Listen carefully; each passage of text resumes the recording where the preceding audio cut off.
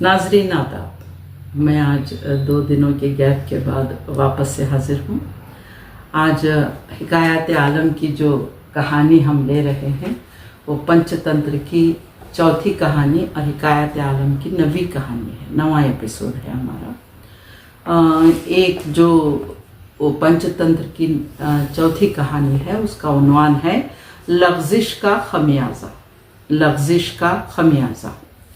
अजवालक एक छक्कड़ साज था, लेकिन ज़्यादा गाहकी न होने की वजह से बहुत गरीब था।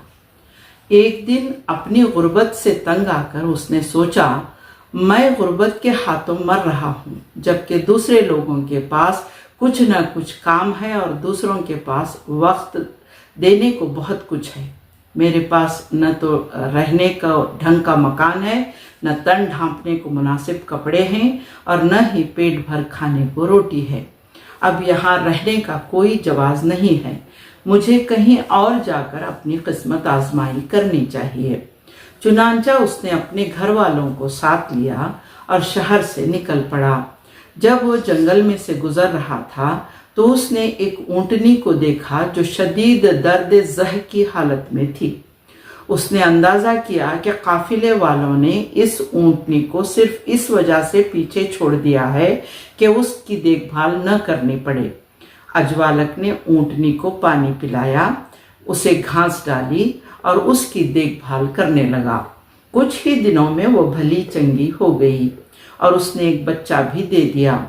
अगली सुबह जब वो ऊँटनी उसके बच्चे को अपनी सरपरस्ती में लिए घर वापस आ गया तो सब लोग खुश हो गए।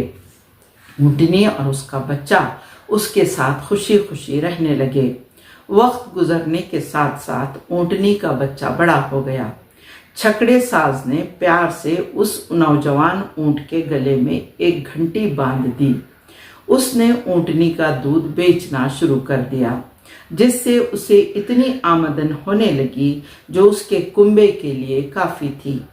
उसने महसूस किया कि ये कारोबार उसके लिए मुनाफा बख्श है और उसे कोई और काम करने की ज़रूरत नहीं है।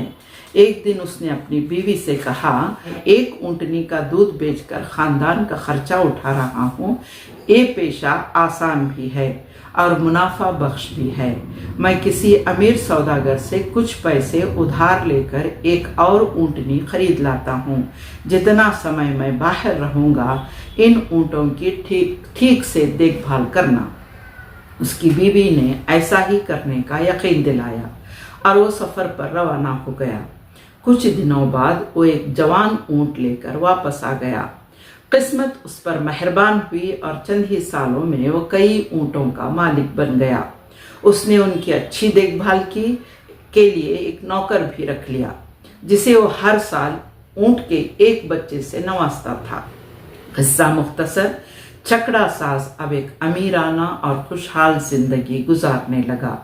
वो ऊँटों और उनके बच्चों का ख्याल रखता, लेकिन उसे उस छोटे ऊँट से बहुत ज़्यादा मोहब्बत थी जिसके गले में उसने घंटी बांध रखी थी।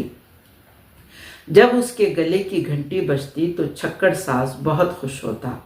हर दोपहर ऊँट नज़दीकी के जंगल में घास चरने जाते, नरम घास खाते, पास की पड़ी झील से पानी पीते, नहाते, अटखेलियाँ करते और सूरज गुरूब होने से पहले घर लौट आते। वो छोटा ऊँट जिसके गले में घंटी बंधी थी हमेशा सबसे पीछे रह जाता था, जिस पर बाकी के ऊँट उसे समझाते कि वो साथ साथ ही रहा करे, वरना वो गुम भी हो सकता है या फिर किसी हादसे का शिकार भी हो सकता है। लेकिन तमाम नसीहतों, डांट डपट और इंतबाह के बावजूद वो लापरवाही रहा। उसे इस बात का ज़ौन था कि वो अपने मालिक का पसंदीदा ऊँट है। एक रोज़ जब ऊँट चल रहे थे तो उधर एक शेर भी घूमता हुआ आ निकला। उसे घंटी की आवाज़ ने मुतवज्जो किया। वो मोहतात अंदाज से ऊँटों के रेवड़ का जायज़ा लेता रहा और मुनासिब मौका की तलाश में रहा। उसने ताड़ लिया था कि गले में घंटी बंधा ऊँट बाकी ऊँटों के साथ नहीं चल रहा था और उनसे पीछे रह गया है। शेर ने उसका पीछा किया और उसे जा लिया। इससे पहले कि ऊंट के मुंह से आवाज निकलकर दीगर लोगों को मुतवज्जा करती, शेर ने छलांग लगाई और उसकी गर्दन दबोचकर मार डाला। सियाने कहते हैं, जो अच्छी नसीहत पर कान नहीं धरता वो बेवकूफ़ होता है और उसे यकीनन नुकसान का सामना करना पड़ता है। पंचलाइन ये है कि जो अच्छी नसीहत पर कान नहीं धरता वो बेवकूफ़ होता है और उसे यकीनन नुकसान का सामना करना पड़ता है। नाजरीन, आपको कहानी बहुत पसंद आई होगी। हमें अपने आरा और तफसीरों से ज़रूर नवाजें। कहानी अगर पसंद आई हो तो मुझे लाइक, सब्सक्राइब और शेयर करना न भूलें। बहुत शुक्रिया सामने।